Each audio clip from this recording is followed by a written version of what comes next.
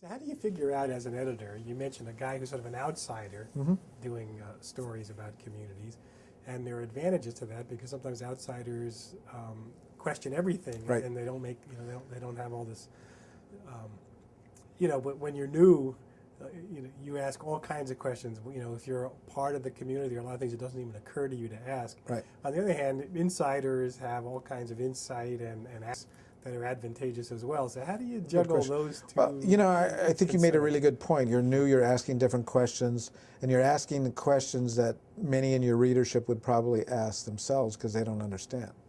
One of the things that I tell students now is to look within yourselves to try to understand stories that you may think they're not stories, but they're really unique, and you bring a perspective that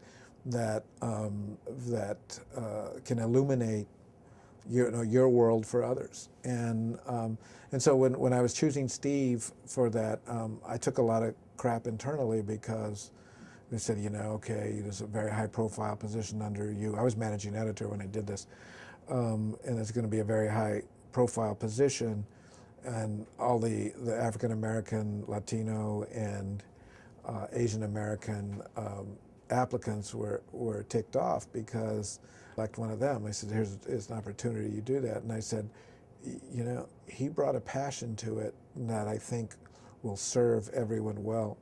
I mean, when I talked to the others, they were very well versed in Latinos were versed in Latino perspective, African Americans were versed in African American perspective.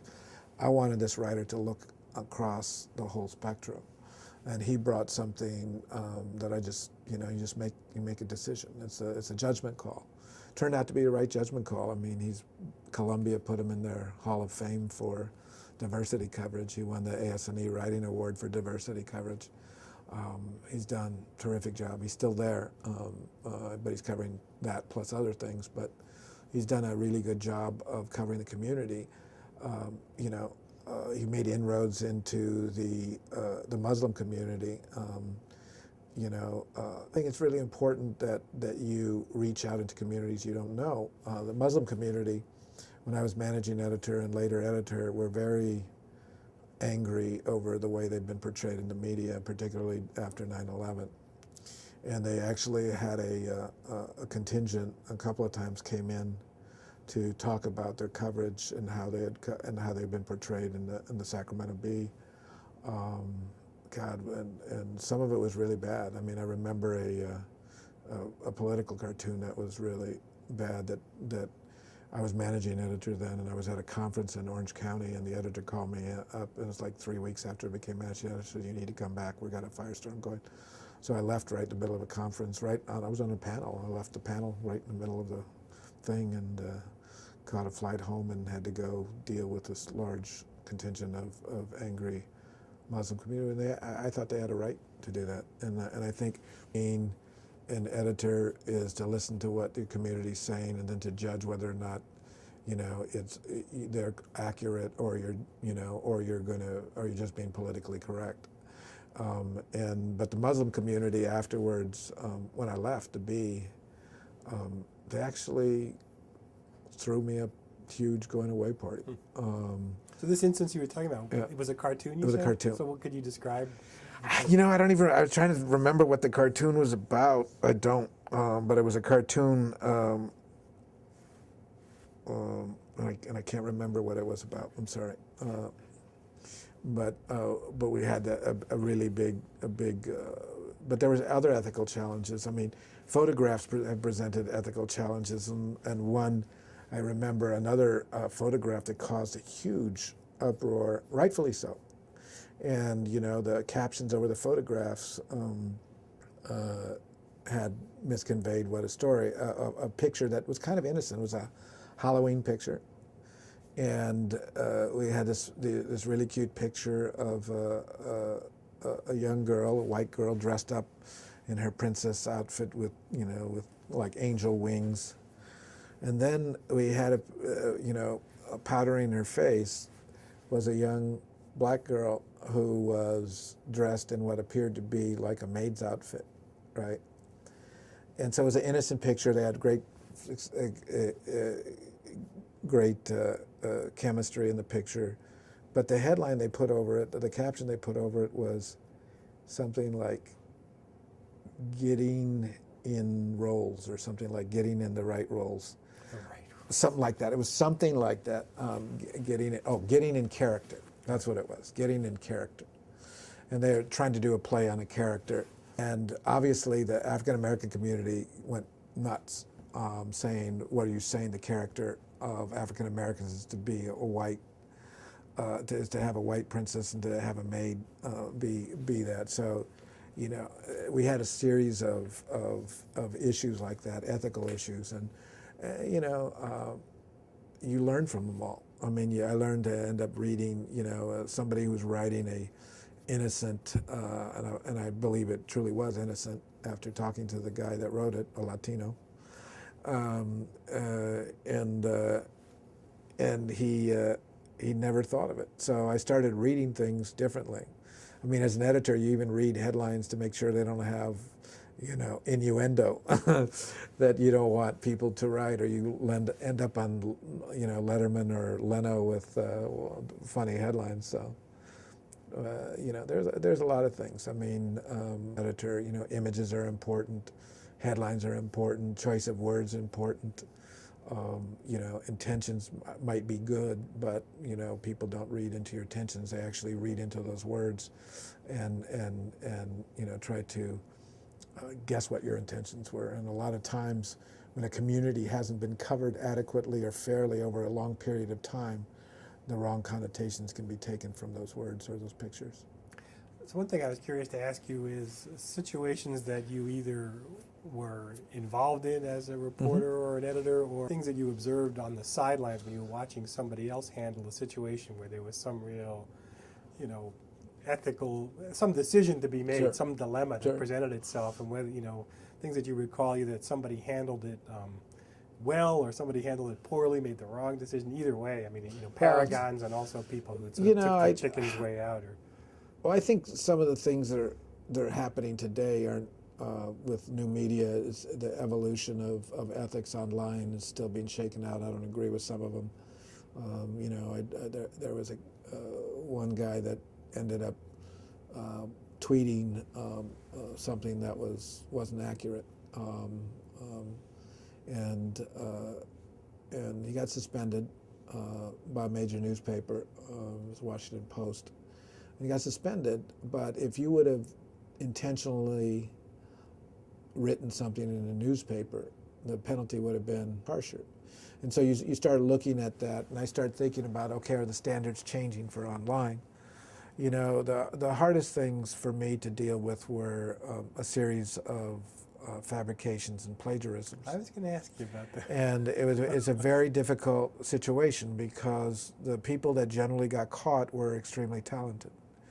And when you start looking at you know, we built a very talented staff, and the folks, part of it is they don't live up to their own standards, you know, and part of it is being lazy, and part of it is being, you know, basically something, the ethical values that we talk about aren't, you know.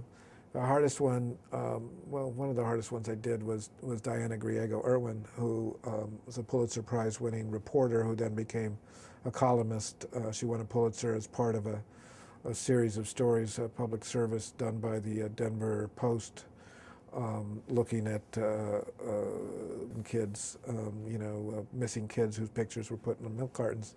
She then went to the Orange County Register as a columnist, won the AS&E Writing Award, then came to the Sacramento Bee.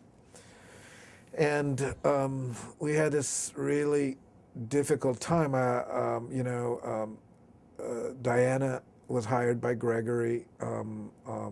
She was, and Peter Bhatia, who's now was the managing editor of the Sacramento Bee at that point. He's now executive editor, or now he's editor-in-chief at the Portland Oregonian. Yeah. And Peter's a dear friend as well. But they hired her, and the system was that she reported directly to Gregory. And so she got used to having him edit all of her stories. Even if Gregory was a real hands-on editor, if he was in Egypt, he would have stories faxed to him so he could edit them. And so edited very, very closely with Gregory. When I became editor, ultimately, I would look at Diana's columns, but I didn't think that that was the right structure. So I had her report to the Metro staff. She was a Metro columnist, and the Metro editors would read her story and edit their stories. Well, one day the editor on charge on a weekend was reading her Sunday column, and she had asked Diana in editing. I said, edit it hard, ask lots of questions. And this editor did the right thing. And she asked Diana, you know, can you tell me the name of a bar where this bartender that she had quoted worked at?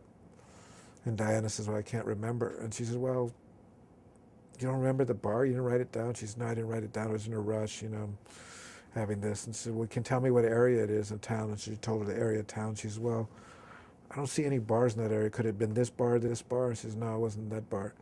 And so the whole story seemed fishy. So the managing editor calls me up after this line editor had called the managing editor. So I say, let's hold the story.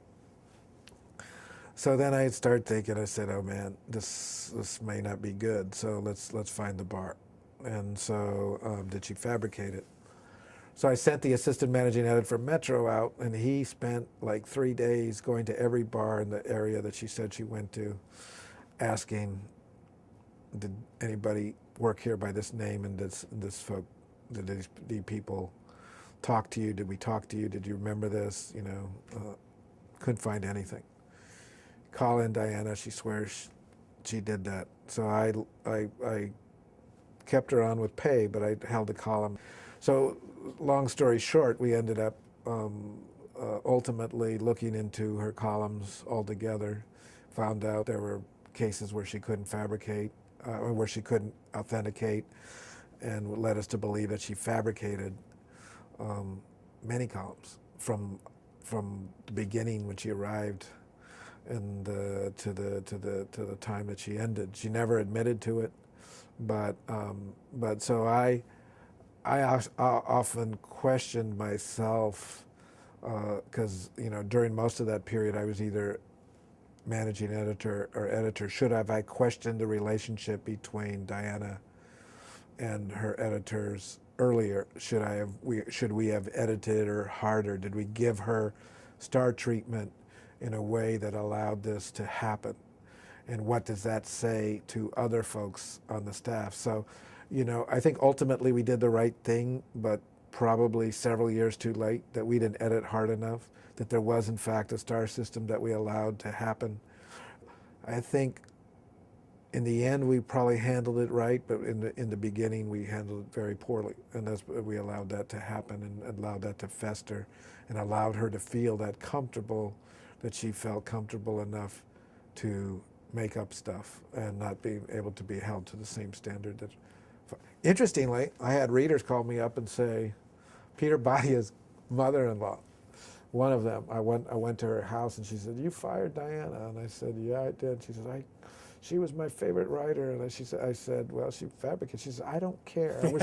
I wish they would have fired you. And so, she had made a connection with people who, and they didn't care if she was telling tall stories or, they didn't care. They liked her and they've connected with her, and she was right. Nobody objects to novels, right? Yeah, that's what it was. I mean, but that's not what newspapers are about. Yeah. Obviously, to me, fabrication is the ultimate, kind of like transgression. Plagiarism, there are degrees. If you lift a paragraph and you don't attribute it, it's your first offense, you're going to get, suspended and warned not to do it again. If you do it multiple times, you're going to get out. But for me, when you're making stuff up and I don't have the trust that I'm sending you out and I can't trust the reporter, this whole business is based on trust. It's something I'll be talking about tonight. This whole business is based on trust. And, and what we have to do, we have to sell as journalists to the public is credibility. And if they can't trust what we write, if we can't trust our sources, if we can't trust that the government officials are being fair and accurate in what they're reporting, if we can't trust that in general that the cops are going to have society's back, then the whole democracy we have in the United States breaks down. And you're seeing that right now in Mexico. That whole system is breaking down in Mexico, and it's right there before your eyes. So, for me, when you're fabricating, and as an editor, I cannot trust my reporter. This sort of stuff.